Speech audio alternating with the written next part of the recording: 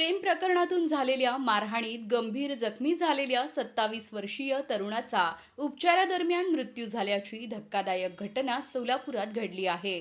उत्तर सोलापूर तालुक्यातील तरटगाव येथील अरविंद बाबू मस्के यांचा मृत्यू झाला असून या प्रकरणी गुन्हा दाखल करण्याची प्रक्रिया सुरू आहे. मिळालेल्या माहितीनुसार 15 ऑगस्ट 2026 रोजी 10 वाजण्याच्या सुमारास माळुंब्रा गावात प्रेम प्रकरणाच्या कारणावरून अरविंद मस्के यांना विशाल वडणे आणि ओंकार वडणे यांनी कथितरित्या लाकडाने तसेच हाताबुक्क्यांनी मारहाण केली.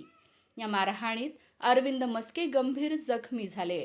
त्यानंतर त्यांच्या वडिलांनी त्यांना उपचारासाठी सोलापुरातील श्री छत्रपती शिवाजी महाराज सर्वोपचार रुग्णालयात दाखल केले. मात्र गेल्या काही दिवसांपासून उपचार सुरू असतानाच 22 ऑगस्ट 2026 रोजी सकाळी अरविंद मस्के यांचा मृत्यू झाला. या घटनेनंतर परिसरात खळबळ उडाली असून मारहाणीचे नेमके कारण, घटनेची पार्श्वभूमी आणि मृत्यूची परिस्थिती याबाबत पोलीस अधिक तपास करत आहेत. संबंधित व्यक्तींविरोधात गुन्हा दाखल करण्याची प्रक्रिया सुरू असल्याची माहिती सूत्रांनी दिली.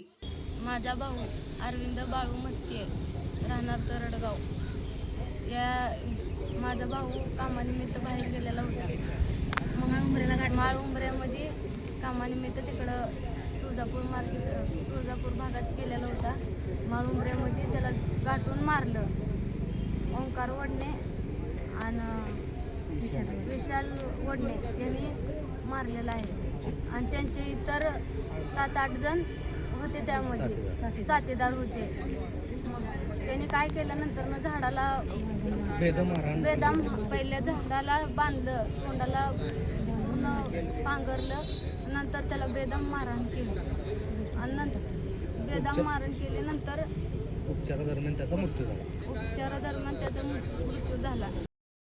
अरविंद बाळू मस्के माझा भाऊ आहे, चुलत भाऊ आहे. त्याच माळुंब्रा येथे विशाल वडणे आणि त्याचा मुलगा ओंकार वडणे या दोघांनी आणि त्याच्या इतर साथीदारांनी मिळून बेदम मारहाण करून त्याच जांभळवाडी पोलीस चौकीच्या बाहेर फेकून देण्यात आलं. त्यानंतर सिव्हिल छत्रपती शिवाजी महाराज सर्वोपचार रुग्णालय सोलापूर या सिव्हिल या ठिकाणी त्यास उपचारास आणण्यात आलं आणि त्या दरम्यान त्याचा मृत्यू झाला. तरी सदैव घटना ही खूप विचित्र आहे